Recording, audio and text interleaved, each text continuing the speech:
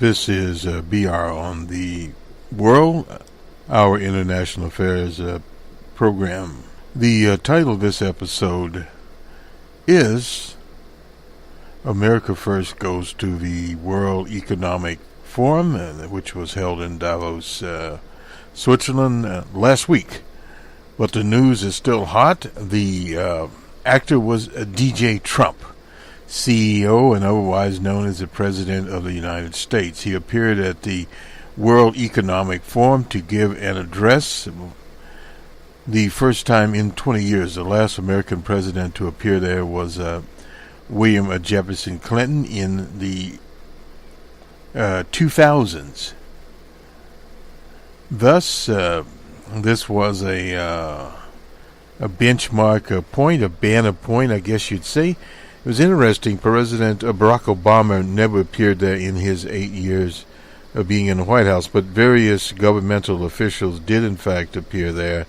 And this has been a gathering of government officials, top titans from various industries, NGOs, etc. Many different types of people appear there.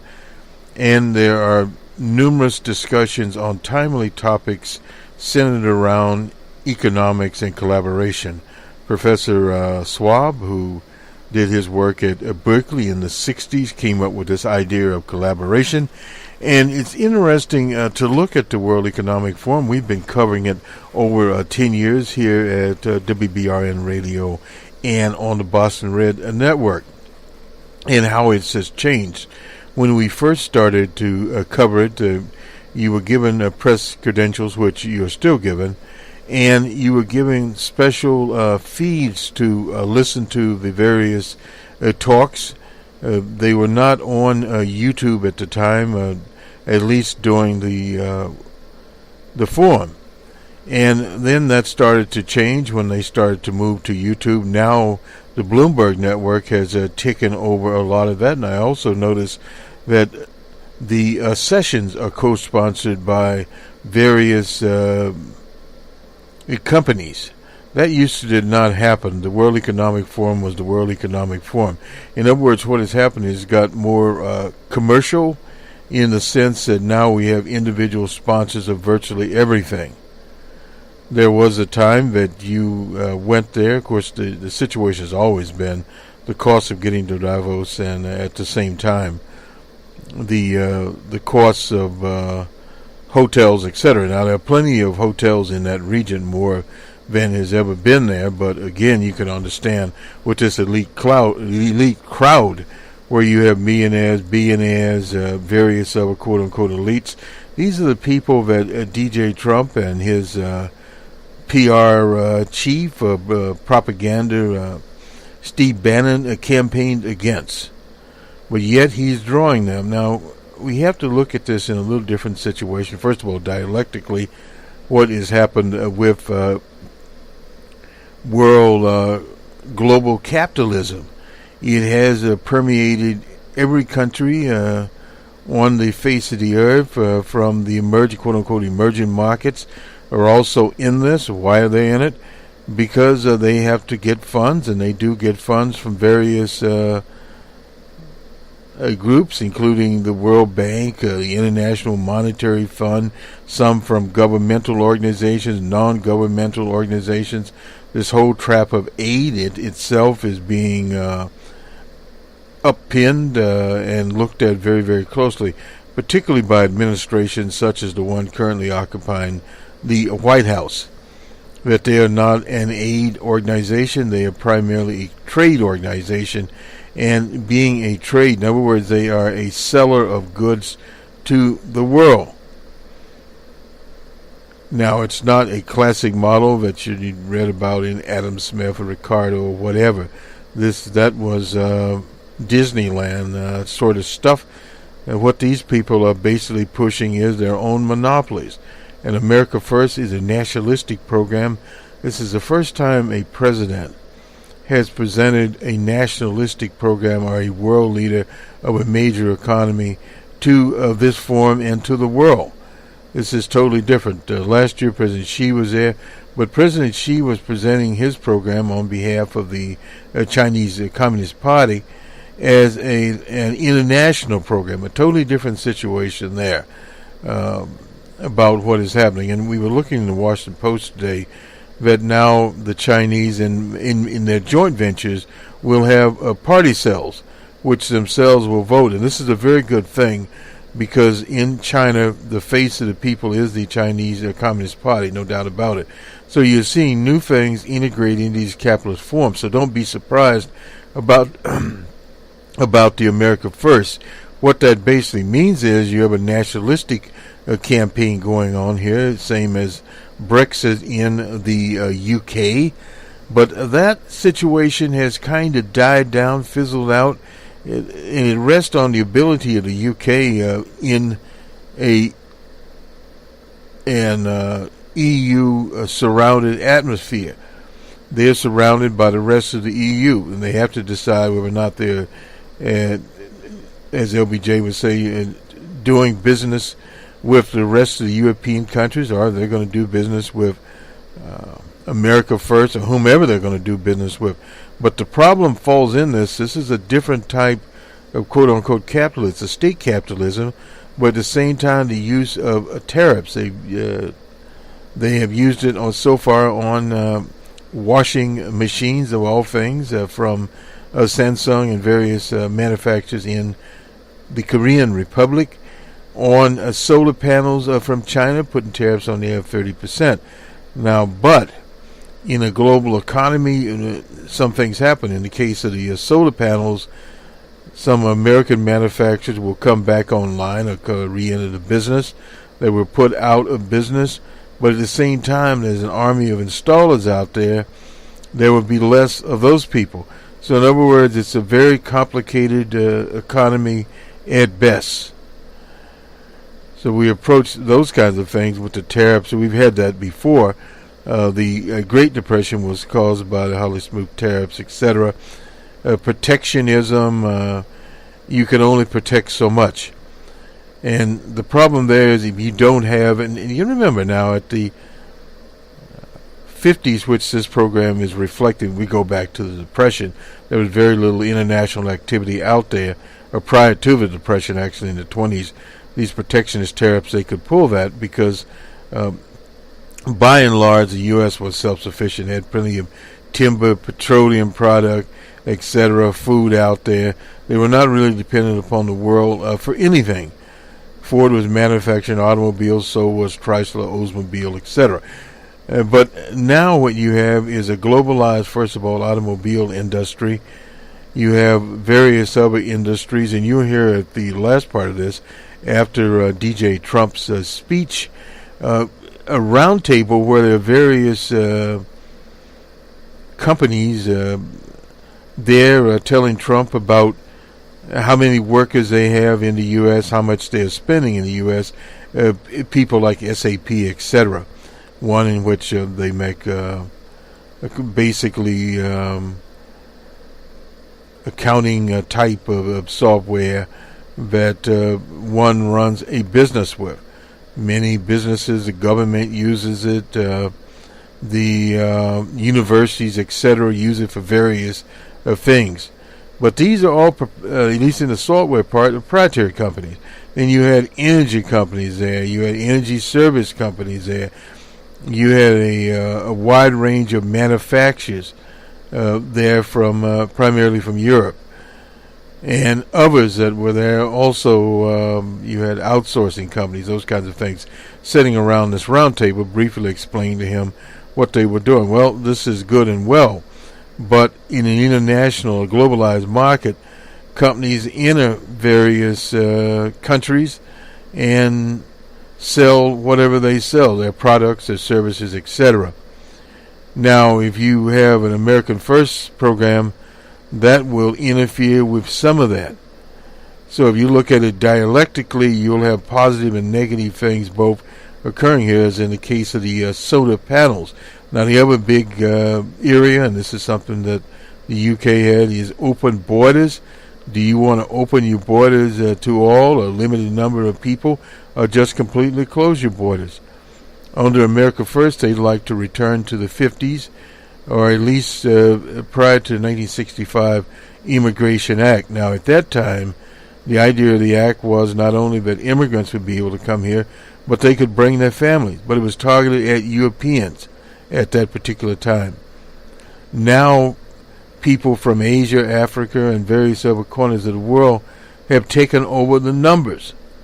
So what they are trying to do, as Nancy Pelosi said, is make it a quote-unquote white immigration program.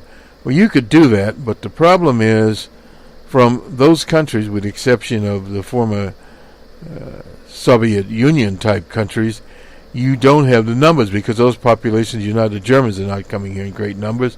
The Irish are not coming here in great numbers, nor are people from other parts of the UK in numbers there. Now, we don't know about what the French are doing, etc. But what we do know is there are many people coming from, quote-unquote, the Asian Pacific to the U.S., many people coming from the rest of the Americas to the U.S., etc. Those are the people that are coming. So you can cut that off, yes, but it does have an effect on your labor supply within the U.S., because demographics, you have a participation rate about 62% here in the U.S., and with the population aging, the so-called baby boomers, our generation, as they retire out of the economy, where are their replacements? Well, some, obviously, redundancies will not be replaced because of various other types of jobs we talked about in one of the presentations from the World Economic Forum on jobs and work that Professor Horschel there from Berkeley, talking about people, their jobs, what will happen to them as more robots enter the area of work, such as self-driving cars, particularly self-driving trucks. And the algorithms, they will affect us in information technology. We already see that where we have something called agile development, where you're taking basically code snippets, putting them together. You're not necessarily writing all original code. And through the use of open source, you can get this and start your project open, and then you're off, as they say, to the proverbial races. And what this eventually will do, you will have less coders, fewer architects, and George Soros had a note on some of these behemoths like the Facebook, the social medias. They will meet the world core. In other words, what has happened to them, particularly in the EU, more governance there on privacy, etc. Because if you look at Google, it's just one big ad shop, primarily there. And some of these other industries that have come out of Silicon Valley that have employment difficulties, to say the best, they are not reflective of their customer base, no doubt about it. And how long will that go along? So in other words, all these things are on America First, and some of the ideas that they have, this libertarian idea, laissez-faire, whatever you want to call it, in the Americas, mining the resources out of national parks, off the shores, that can only go on for so long. And then you have the other side of the coin, or the other side of the dialectic. You have various spills, etc., more earthquakes, more climate change. Now, if you notice, the Trump administration is saying, well, we could take some of the Paris Accords, not others. They're starting to move more and more partially towards the middle ground here in the U.S. So you see all of those factors coming in here, and they will continue to come in here, the tax cut. Now, that is a situation that, although Trump was booed at Davos, some people clapped, because corporations always want to see tax cuts. The corporate tax rate in the U.S., what they actually paid, was around 22%. They cut it to 22%, but they were never paying that in the first place. So that will go down. Now, some companies up front are being hurt by it. Other companies are not. They're doing some window dressing, like giving bonuses to American workers. And I'm not talking about the executives.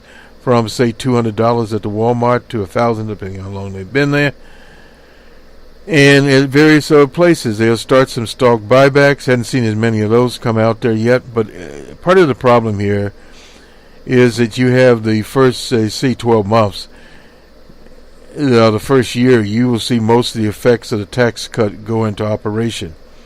The promise to hire more people, etc., just as example, is Microsoft what they call repatriation of money. Now, that is at a percentage, but Microsoft will not repatriate all of its billions of dollars they have offshore.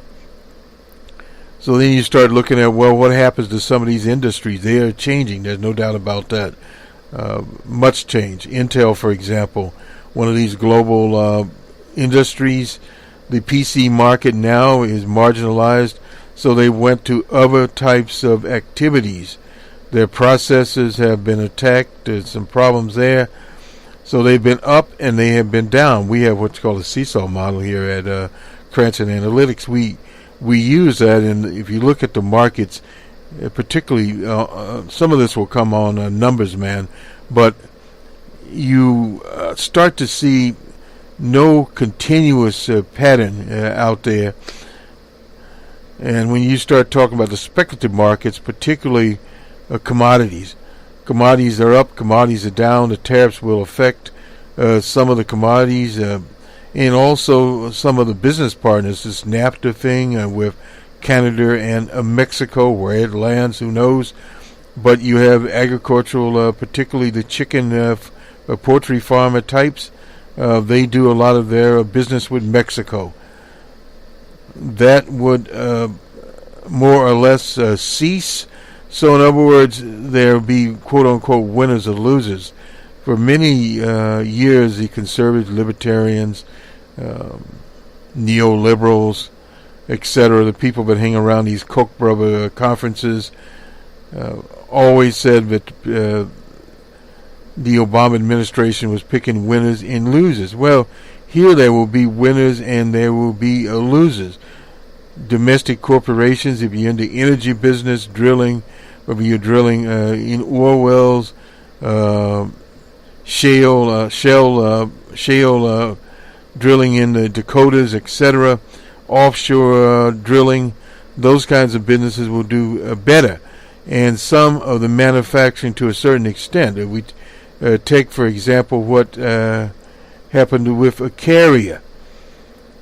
Carrier was put on during the campaign as saving jobs. Well, those jobs disappeared, and most of them are to their facility in Mexico. You cannot stop that. In fact, many of the companies, in anticipation of this border deal and various other wall and various other sanctions against Mexico, have moved their operations to the coastal part of Mexico, not the border. So the coastal part, they have easy access to the sea. They have moved around. So we're going to see a lot of moving around as a result of what is going on out there. The window dressing there doesn't really work, and DJ Trump has attacked now Europe as not being fair in terms of trade. Well, the Europeans are working as fast as they can through their EU, and also looking to Asia and other market opportunities, particularly China. Now, how all of this plays out with the U.S. and their aging economy, an economy that is not really investing in R&D, research development at all. And when you get into this thing called the Dreamers, is a business question. This whole immigration question is primarily a business question, the supply and demand of workers. If they cut the demand from overseas, then they have to make up with the supply in the U.S. Now, that is a problem within itself. One of the other things going on here, the H-1B1 visas, to cut the number of those. Particularly now, they grant work permits to spouses of people that are on the programs. That will be eliminated. So in other words, these types of things will be there, and there are workers in the U.S., no doubt, that would have jobs. Companies have been using the V1, H1 program to skirt around, hiring so-called technical workers, engineers, etc. Now, there are engineers, and also what's happening here, too, is that you now have, for instance, data scientists. That is a very loose category. One could be a mathematician, a computer scientist, or whatever. Had 2 courses in math, 1 in statistics, and call yourself a data scientist. So, in other words, these large, purely amphibious titles are one of the things that is also attacked some of what is going on here. We'll go to DJ Trump in just a second, but we want to get here, hopefully we can find it, have some commentary out of the Bay Area there. We were looking at, here we go. Now, this is booze at the World Economic Forum. After his speech, Trump sat down to a few answers. One man asked one of the more frequent targets about the media. He never realized how fake news press can be. And this is one of the things here. He said, as a businessman, I always was treated really well by the press. You know, the numbers speak and things happen. But I've always had good press, he said, and it wasn't until I became a politician that I realized how nasty, how mean, how vicious, how fake the press can be. This is DJ Trump speaking here. And some of these comments here, his comments drew boos from the assembled audience, according to people in the room. Boos for Trump at Davos was by our friend Jennifer Jacobs. She used to be at the Des Moines Register. Now she is the Bloomberg White House correspondent. Congratulations to her. And Trump otherwise stuck to his typical points. Trade must be fair, and he followed that through. But again, the situation is hissing in the audience at reference to his tax package. That's from Katie Martin. She's in the Financial Times, one of the papers that we read frequently here. We used to read it daily. Who added that the fake news comment drew boos and, ironically, a little bit of applause. I don't know who they were. They were some very strange people there. Let's see some more. This is from the San Francisco paper here. Schwab called. This is Klaus Schwab, Dr. Schwab, called it Davos military style when the World Economic Forum found out that the U.S. president would be coming this year. They wanted to do something special, so the founder, Dr.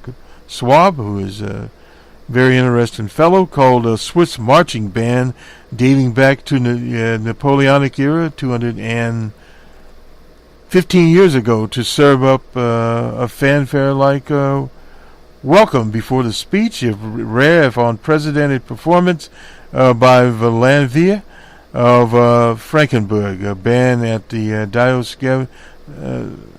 gathering of academic executives, officials, and other elites drew a puzzled, if not hostile, reception from some of the capacity crowd. 1,500 there on hand to hear this speech,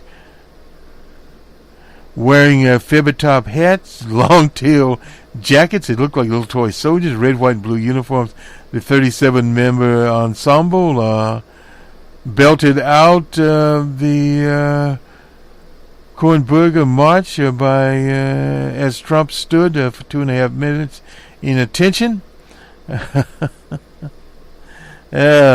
Anyway, from Professor Joseph Stiglitz, some weren't big fans though, like a Nobel Peace Prize winner, Dr. Stiglitz. Dr. Stiglitz, almost anybody who has been coming to Davos as long as me, I couldn't have helped but notice, he said. I see presidents, prime ministers, but never before have I seen this kind of military band we had today. A page out of gurgles. You saw DJ Trump primed as the band was there. Stiglitz said it was totally inappropriate for this setting, and so it is sort of given a flavor of an imperial president, a king. Probably didn't put a crown on. Anyway, which is doing well for 1/10 of 1%, but not for the vast majority of Americans. Now, this we'll put this on the show page here. So on we go to DJ Trump, and then DJ Trump's square table. We won't call it a round table. I guess we could go back to the round heads here, but nonetheless, so this will do it for us. Good day, Mr. President.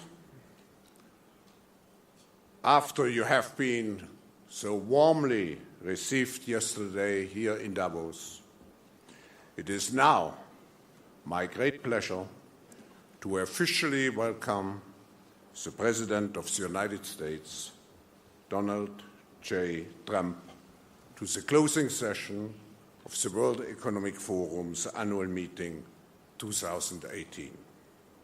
Mr. President, you cannot imagine how much we are looking forward to your speech. Not just the 3,000 leaders assembled here in Davos, but also the millions joining us globally thanks to the presence of key media from around the world. Mr. President, on behalf of the business leaders here in the room, let me particularly congratulate you for the historic tax reform package passed last month, greatly reducing the tax burden of U.S. companies, fostering job creation, as well as stimulating economic growth in the United States, but also providing a tremendous boost to the global economy. Davos is the place where leaders of states and industry come and work together in the pursuit of global peace and prosperity. We live in an interdependent world where decisions made by one nation, particularly by the United States, impact all other countries. I believe that today we need to strike the right balance between the necessary rebuilding of national social contracts and at the same time strengthening our multilateral system to address critical issues such as trade, investment, terrorism, and migration, to name just a few. Mr. President, the role of the United States and your personal leadership is absolutely essential. For this reason, your message here has tremendous relevance. Of course, I'm aware that your strong leadership is open to misconceptions and biased interpretations. Therefore, it is so essential for us in the room to listen directly to you. This forum, as it has done for nearly 5 decades, should create a base for dialogue and global cooperation where, and I quote you, Mr. President, strong sovereign nations with different values, different cultures, and different dreams do not just coexist, but work side by side on the basis of mutual respect. Ladies and gentlemen, please welcome the 45th President of the United States, Donald J. Trump, to the stage.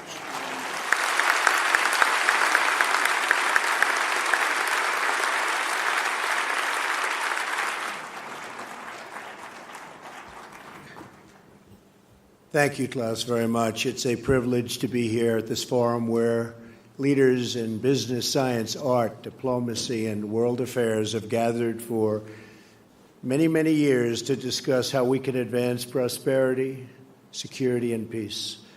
I'm here today to represent the interests of the American people and to affirm America's friendship and partnership in building a better world. Like all nations represented at this great forum, America hopes for a future in which everyone can prosper and every child can grow up free from violence, poverty, and fear. Over the past year, we have made extraordinary strides in the U.S. We're lifting up forgotten communities, creating exciting new opportunities, and helping every American find their path to the American dream, the dream of a great job, a safe home, and a better life for their children. After years of stagnation, the United States is once again experiencing strong economic growth. The stock market is smashing one record after another and has added more than $7 trillion in new wealth since my election. Consumer confidence, business confidence, and manufacturing confidence are the highest they have been in many decades. Since my election, we've created 2.4 million jobs, and that number is going up very, very substantially. Small business optimism is at an all-time high. New unemployment claims are near the lowest we've seen in almost half a century. African American unemployment has reached the lowest rate ever recorded in the United States, and so has unemployment among Hispanic Americans. The world is witnessing the resurgence of a strong and prosperous America. I'm here to deliver a simple message. There has never been a better time to hire, to build, to invest, and to grow in the United States. America is open for business, and we are competitive once again. The American economy is by far the largest in the world, and we've just enacted the most significant tax cuts and reform in American history. We've massively cut taxes for the middle class and small businesses, to let working families keep more of their hard-earned money. We lowered our corporate tax rate from 35% all the way down to 21%. As a result, millions of workers have received tax cut bonuses from their employers in amounts as large as $3,000. The tax cut bill is expected to raise the average American's household income by more than $4,000. The world's largest company, Apple, announced it plans to bring $245 billion in overseas profits home to America. Their total investment into the United States economy will be more than $350 billion over the next 5 years. Now is the perfect time to bring your business, your jobs, and your investments to the United States. This is especially true because we have undertaken the most extensive regulatory reduction ever conceived. Regulation is stealth taxation.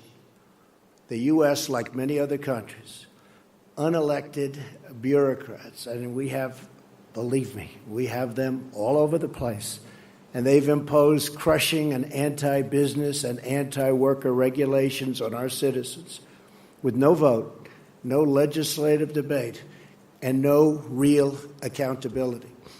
In America, those days are over. I pledged to eliminate 2 unnecessary regulations for every 1 new regulation. We have succeeded beyond our highest expectations. Instead of 2 for 1, we have cut 22 burdensome regulations for every 1 new rule. We are freeing our businesses and workers so they can thrive and flourish as never before. We are creating an environment that attracts capital, invites investment, and rewards production. America is the place to do business. So come to America where you can innovate, create, and build. I believe in America. As President of the United States, I will always put America first, just like the leaders of other countries should put their country first also. But America first does not mean America alone. When the United States grows, so does the world. American prosperity has created countless jobs all around the globe, and the drive for excellence, creativity, and innovation in the U.S. has led to important discoveries that help people everywhere live more prosperous and far healthier lives. As the United States pursues domestic reforms to unleash jobs and growth, we are also working to reform the international trading system so that it promotes broadly shared prosperity and rewards to those who play by the rules. We cannot have free and open trade if some countries exploit the system at the expense of others. We support free trade, but it needs to be fair and it needs to be reciprocal, because in the end, unfair trade undermines us all. The United States will no longer turn a blind eye to unfair economic practices, including massive intellectual property theft, industrial subsidies, and pervasive state-led economic planning. These and other predatory behaviors are distorting the global markets and harming businesses and workers, not just in the U.S., but around the globe. Just like we expect the leaders of other countries to protect their interests, as President of the United States, I will always protect the interests of our country, our companies, and our workers. We will enforce our trade laws and restore integrity to our trading system. Only by insisting on fair and reciprocal trade can we create a system that works not just for the U.S., but for all nations. As I have said, the United States is prepared to negotiate mutually beneficial bilateral trade agreements with all countries. This will include the countries in TPP, which are very important. We have agreements with several of them already. We would consider negotiating with the rest, either individually or perhaps as a group, if it is in the interests of all.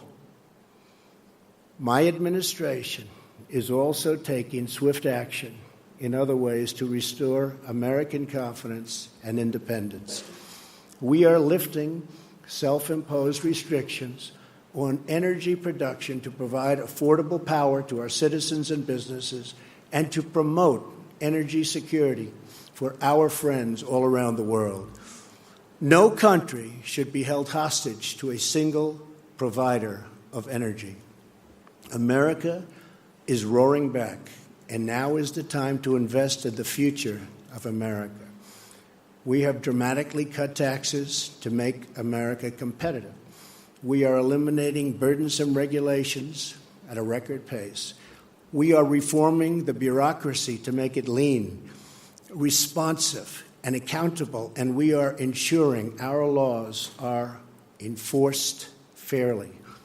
We have the best colleges and universities in the world, and we have the best workers in the world. Energy is abundant and affordable.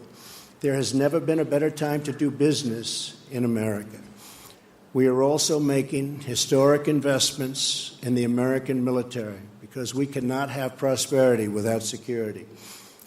To make the world safer from rogue regimes, terrorism, and revisionist powers, we are asking our friends and allies to invest in their own defenses and to meet their financial obligations.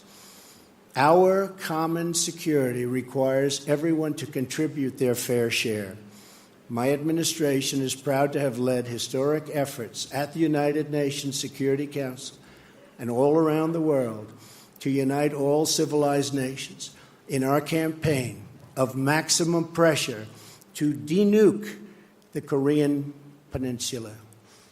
We continue to call on partners to confront Iran's support for terrorists and block Iran's path to a nuclear weapon.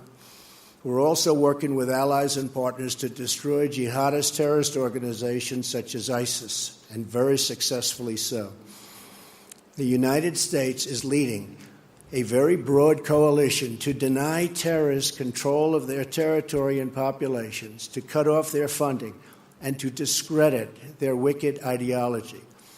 I am pleased to report that the coalition to defeat ISIS has retaken almost 100% of the territory once held by these killers in Iraq and Syria. There is still more fighting and work to be done and to consolidate our gains. We are committed to ensuring that Afghanistan never again becomes a safe haven for terrorists who want to commit mass murder to our civilian populations. I want to thank those nations represented here today that have joined in these crucial efforts. You are not just securing your own citizens, but saving lives and restoring hope for millions and millions of people.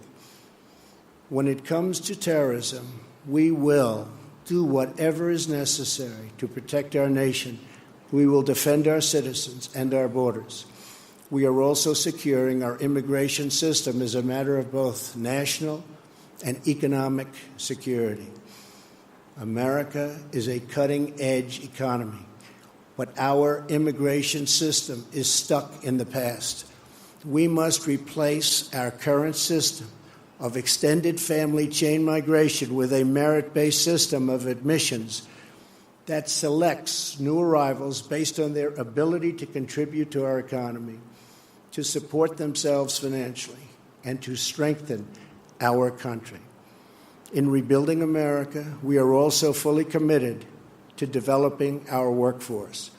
We are lifting people from dependence to independence because we know the single best anti-poverty program is a very simple and very beautiful paycheck. To be successful, it is not enough to invest in our economy. We must invest in our people. When people are forgotten, the world becomes fractured. Only by hearing and responding to the voices of the forgotten can we create a bright future that is truly shared by all. The nation's greatness is more than the sum of its production. A nation's greatness is the sum of its citizens, the values, pride, love, devotion, and character of the people who call that nation home. From my first international G7 summit to the G20, to the UN General Assembly, to APEC, to the World Trade Organization, and today at the World Economic Forum, my administration has not only been present, but has driven our message that we are all stronger when free, sovereign nations cooperate toward shared goals, and they cooperate toward shared dreams. Represented in this room are some of the remarkable citizens from all over the world. You are national leaders, business titans, industry giants, and many of the brightest minds in many fields. Each of you has the power to change hearts, transform lives, and shape your country's destinies. With this power comes an obligation, however, a duty of loyalty to the people, workers, and customers who have made you who you are. So together, let us resolve to use our power, our resources, and our voices, not just for ourselves, but for our people, to lift their burdens, to raise their hopes, and to empower their dreams, to protect their families, their communities, their histories, and their futures. That's what we're doing in America, and the results are totally unmistakable. It's why new businesses and investment are flooding in. It's why our unemployment rate is the lowest it's been in so many decades. It's why America's future has never been brighter. Today, I am inviting all of you to become part of this incredible future we are building together. Thank you to our hosts. Thank you to the leaders and innovators in the audience. But most importantly, thank you to all of the hardworking men and women who do their duty each and every day, making this a better world for everyone. Together, let us send our love and our gratitude to make them, because they really make our countries run. They make our countries great. Thank you, and God bless you all. Thank you very much.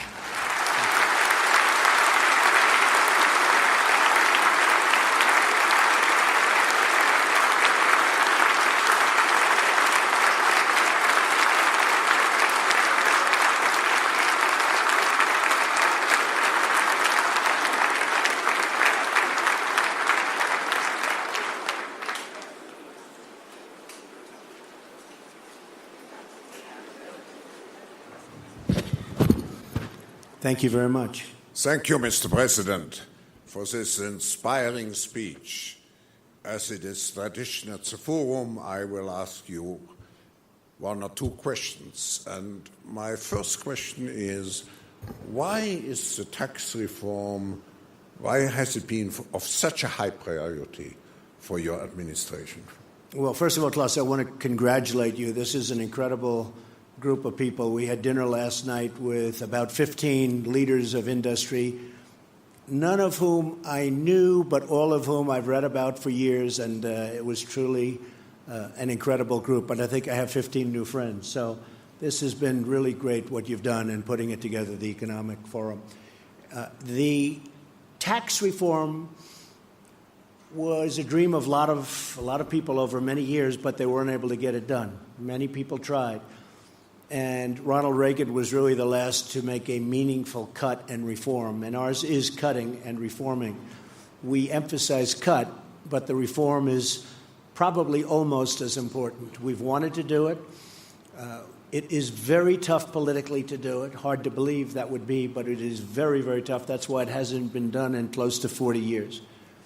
And once we got it going, it was going. And the big, and I wouldn't say a total surprise, but one of the big things that happened and took place is AT&T and some others came out very early and they said they were going to pay thousands and thousands of dollars to people that work for their companies. And you have 300,000, 400,000, 500,000 people working for these companies. And all of a sudden it became like a big waterfall, a big, beautiful waterfall, where so many companies are doing it. And even today they just announced many more. But every day they announce more and more. And now it's a fight for who's going to give the most. It started at 1,000. Now we have them up to 3,000. This is something that we didn't anticipate. Oftentimes in business, things happen that you don't anticipate. Usually that's a bad thing. But this was a good thing. This came out of nowhere. Nobody ever thought of this as a possibility even. It wasn't in the equation. We said, wait till February 1st when the checks start coming in. And people, Klaus, have a lot more money in their paycheck, because it's not just a little money. There's a lot of money for people making a living doing whatever they may be doing. And we really thought February 1st it was going to kick in and everybody was going to be, well, we haven't even gotten there yet. And it's kicked in. And it's had an incredible impact on the stock market and the stock prices.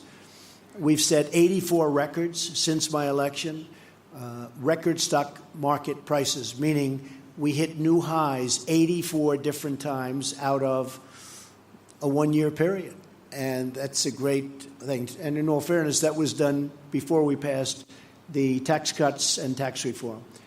So what happened is really something special. Then, as you know, and as I just said, Apple came in with $350 billion. And I tell you, I spoke with Tim Cook. I said, Tim, I will never consider this whole great run that we've made complete until you start building plants in the U.S. And I will tell you, this moved up very substantially. But when I heard 350, I thought they were talking $350 million. And by the way, that's a nice sized plant. Not the greatest, but not bad. And they said, no, sir, it's $350 billion. I said, that is something. Well, we have tremendous amounts of money, including my newfound friends from last night, great companies. They're all investing.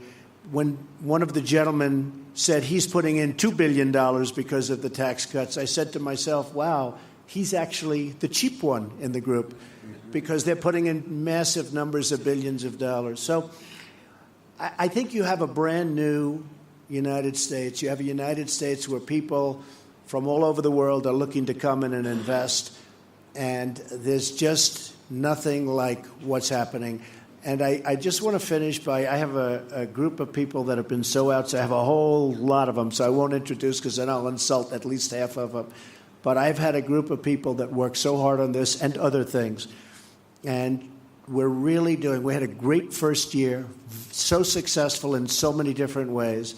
And there's a tremendous spirit when you look at all of the different charts and polls, and you see, as an example, African-American unemployment at the historic low. It's never had a period of time like this. Same with Hispanic. Women at a 17-year low. It's very heartwarming to see, but there's a tremendous spirit in the United States. I would say it's a spirit like I have never witnessed before. I've been here for a while. I have never witnessed the spirit that our country has right now. So I just want to thank you all, and all of those that are pouring billions of dollars into our country, or $10 into our country. We thank you very much. Thank you. Mr. President, I will ask you maybe a personal question, but before doing so, I just sounds like very interesting. To acknowledge. I didn't know about this one. I would like to acknowledge the strong presence of your cabinet members here, who tremendously contributed to the discussions. Good. The last I would like to do that. That's very good. Yeah. Now, Stephen, Wilbur, Gary, Robert, even my general and my various other generals, you know, we're making our military protection a little bit better for us too. So thank you very much. Does everybody understand that? I think so. Thank you all for being here. Now, my maybe personal question would be,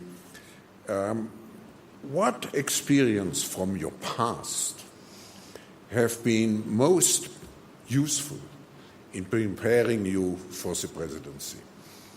Well, being a businessman has been a great experience for me. I've loved it. I've always loved business. I've always been good at building things, and I've always been very successful at making money. I'd buy things that would fail, that would be failures, and I'd turn them around and try and get them for the right price, and then I'd turn them around, make them successful. And I've been good at it, and that takes a certain ability. And, you know, historically, I guess there's never really been a businessman or business person elected president. It's always been a general or a politician. Mm-hmm. Throughout history, it's always been a general. You had to be a general, but mostly it was politicians. You never have a businessman. And then, in all fairness, I was saying to Klaus last night, had the opposing party to me won, some of whom you backed, some of the people in the room, instead of being up almost 50%, the stock market is up since my election almost 50%. Rather than that, I believe the stock market from that level, the initial level, would have been down close to 50%. That's where we were heading. I really believe that. Because they were going to put on massive new regulations. You couldn't breathe. It was choking our country to death. And I was able to see that, Klaus, as a business person. The other thing is I've always seemed to get, for whatever reason, a disproportionate amount of press or media. And throughout my whole life, somebody will explain someday why, but I've always gotten a lot. And as a businessman, I was always treated really well by the press. You know, the numbers speak and things happen, but I've always really had a very good press. And it wasn't until I became a politician that I realized how nasty, how mean, how vicious, and how fake the press can be as the cameras start going off in the back. But overall, I mean, the bottom line, somebody said, well, they couldn't have been that bad because here we are, we're president. And I think we're doing a really great job with my team. I have a team of just tremendous people. And I think we're doing a very special job. And I really believe it was time. And it was time to do that job. Because I don't think the United States would have done very well if it went through 4 or 8 more years of regulation and really a very anti-business group of people. We have a very pro-business group. We have regulations cut to a level. In the history of our country, Klaus, this was reported recently, in 1 year, we've cut more regulations in my administration than any other administration in 4, 8, or 16 years in the one case. We've cut more regulations in 1 year, and we have a ways to go. I mean, we're probably 50% done, and we're going to have regulation. There's nothing wrong with rules and regulations. You need them. But we've cut more than any administration ever in the history of our country, and we still have a ways to go. So I think between that and the tremendous tax cuts, we've really done something. And one other thing I said, and I saw it last night with some of the leaders and the business people, I think I've been a cheerleader for our country. And everybody representing a company or a country has to be a cheerleader, or no matter what you do, it's just not going to work. And the reason I'm a cheerleader is because it's easy, because I love our country, and I think we're just doing really well. And we look forward to seeing you in America, special place, and where you are is a special place also. Thank you all very much. I appreciate it. Thank you. Thank you very much, Mr. President, for being with us. The World Economic Forum community who is assembled here will be certainly, and I quote you from the last piece of your remarks, will be certainly be among the hard-working men and women who do their duty each and every day, making this world a better place for everyone. Thank you very much. I think many of the issues can be much faster and much more efficient to resolve if business is involved. And that's what we are doing, creating coalitions between governments, business, and to a certain extent also the young generation, right, to make sure that we really have a pragmatic approach in global governance. Well, we're honored to be here and be with you. Thank you, Professor. Thank you. Good evening, Mr. President. I'm Rajiv Suri from Nokia. We're the leading telecom networks company in the world, so number 2. We have 15,000 people in the U.S., and it's one of our strongest R&D setups in the world. We spread throughout the U.S.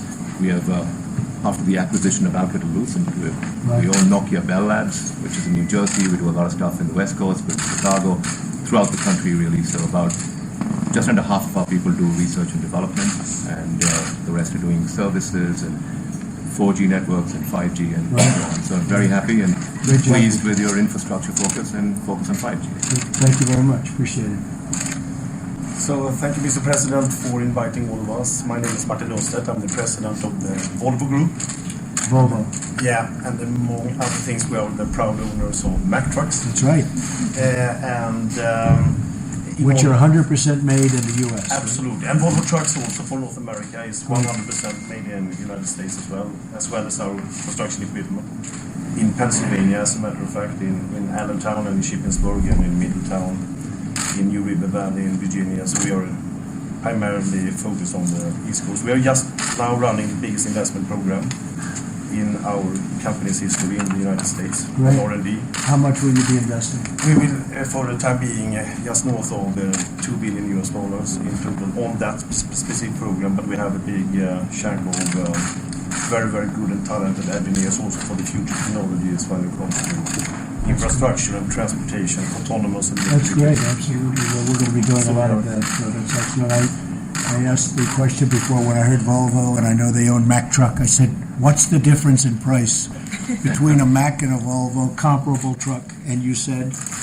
I said, since they are very strong on the vocational side, and now also coming up, you said they're both great, but a Mack is about 15% more. That was very good. Thank you very much for that investment in the U.S. $2 billion is great. Tk you very much. Mr. President, thank you for the invitation. I represent the Adidas team. Adidas. America is our single biggest country. We're growing 30% in the U.S. And some of the most famous creators of our products are coming out of the U.S., starting with Stan Smith in the 70s. Sure. Kanye West, that are building one of the most sought-after shoes in the world. And we just opened a fully automated shoe manufacturing plant in the state of Georgia and Atlanta. That's fantastic. Great job. So, my name is Werner Baumann. I'm the CEO of Bayer. That's a company that in the future will be known as the company that was formerly the aspirin company. Yeah.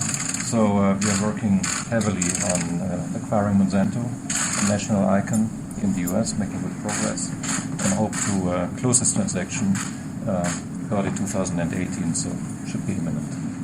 So what percentage of your company is the aspirin? Aspirin is a just about 1.1 billion euro, so 1.4 billion. So that's a pretty small percentage.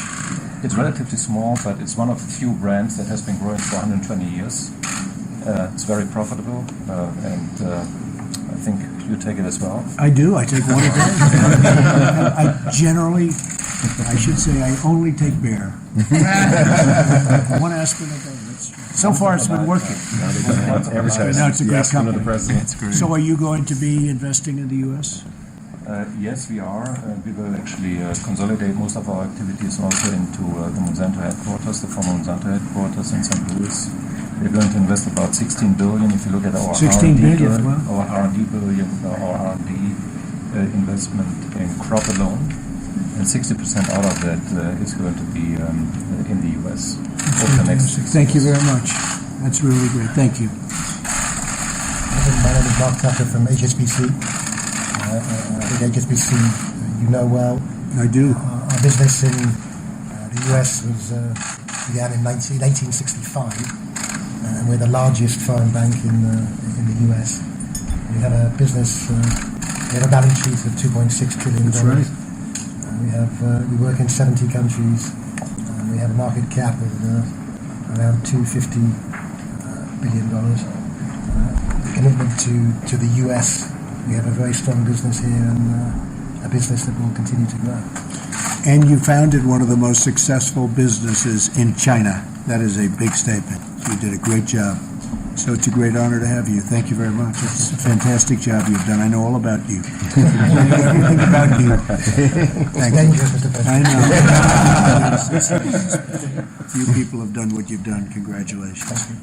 I'm Patrick Pouyanné, Chairman and CEO of Total, which is an oil and gas company, the fourth largest in the world, 130 countries. We are in the US, 7,000 people. We do almost everything in your country. We produce oil, we explore. We are just making a big discovery in the Gulf of Mexico, oil discovery. We produce gas in Texas. We are investing in an LNG plant in Louisiana to export gas from the US. What else? We are just deciding to invest $3 billion in petrochemicals in Texas.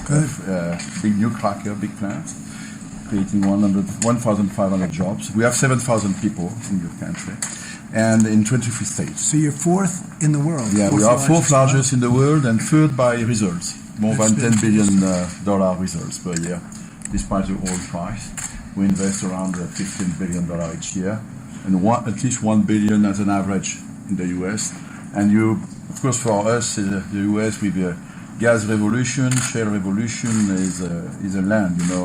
It's an obvious business case because low-cost energy, low-cost feedstock. So we come and even we will do more with your tax reform. It's a great company. And we are also invested in renewables. I know maybe you disagree, but in solar business, in a U.S. company, we are the majority shareholder of SunPower, California company, a high-tech company.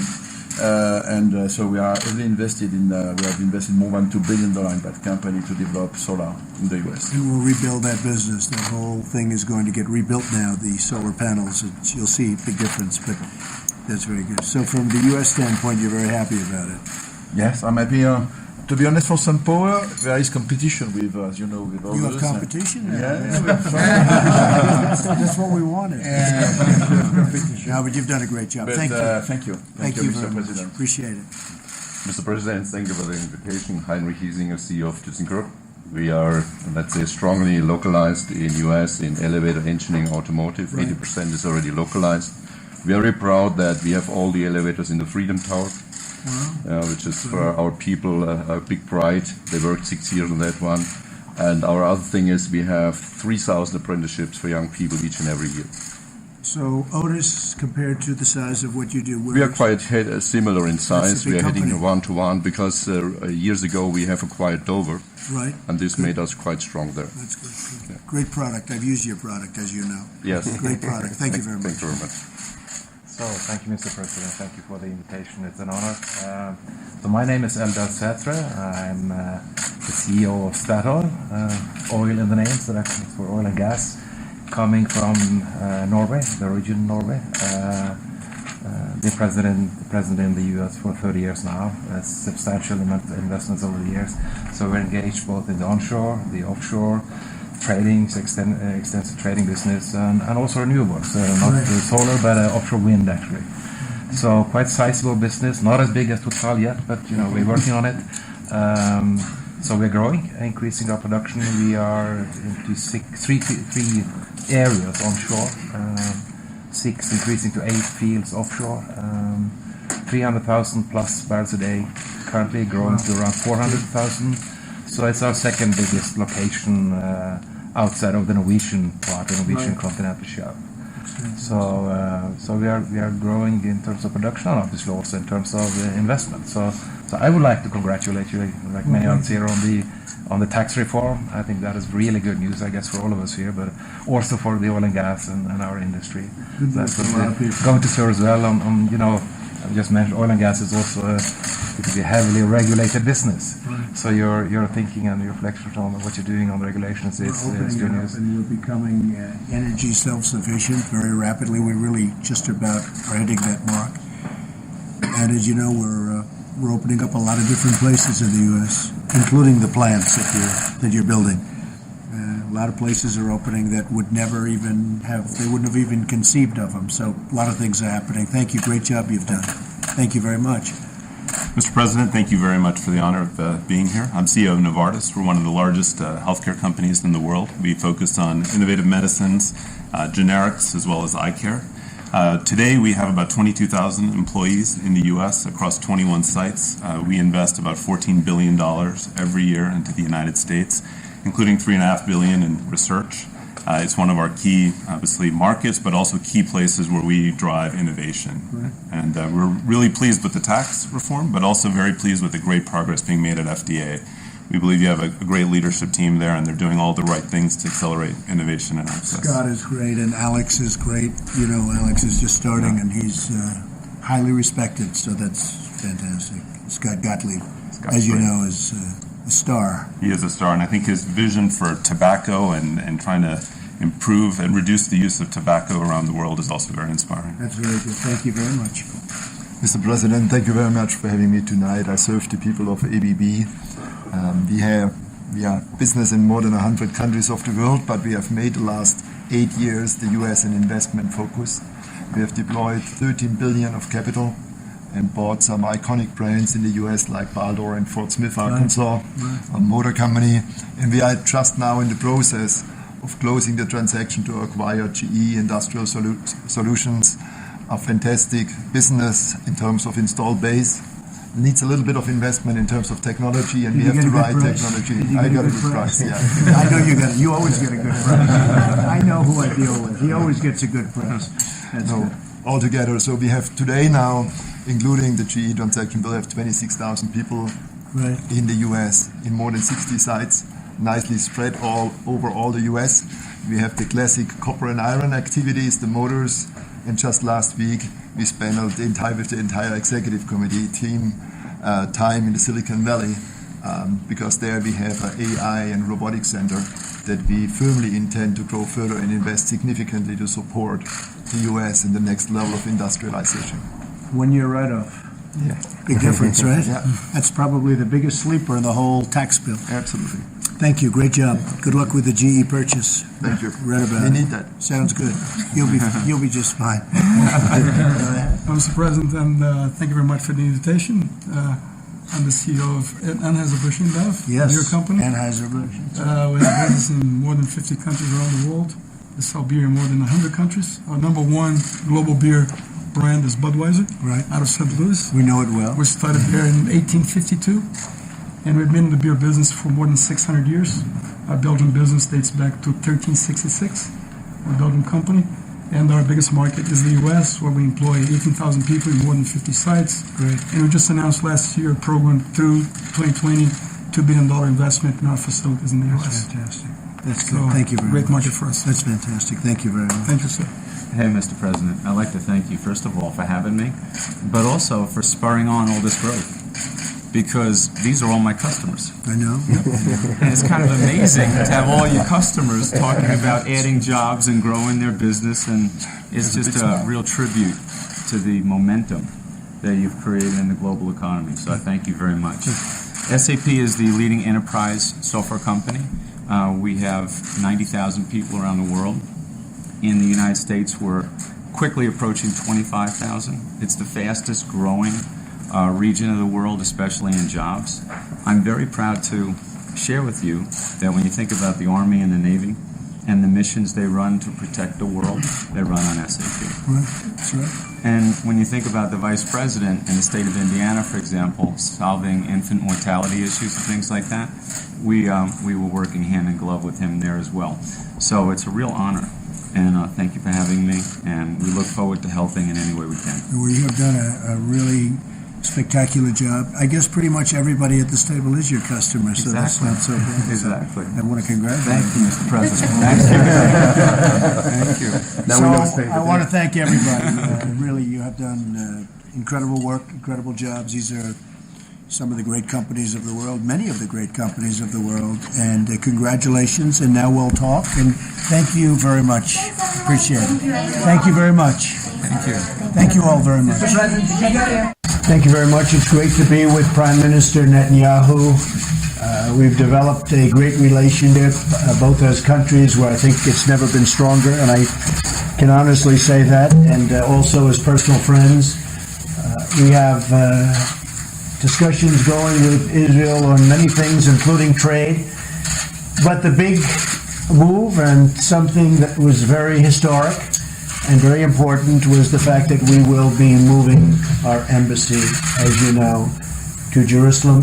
And as we also know, that is way ahead of schedule by years. And we anticipate having a small version of it opened sometime next year. So that's a long time ahead of schedule. It's an honor, and it's a great honor to be with you. Thank you. Thank you very much. Thank you. Mr. President, Donald, thank you. Thank you very much. Mr. President, I want to say something because this is the first meeting you've had since your historic decision to recognize Jerusalem as Israel's capital and to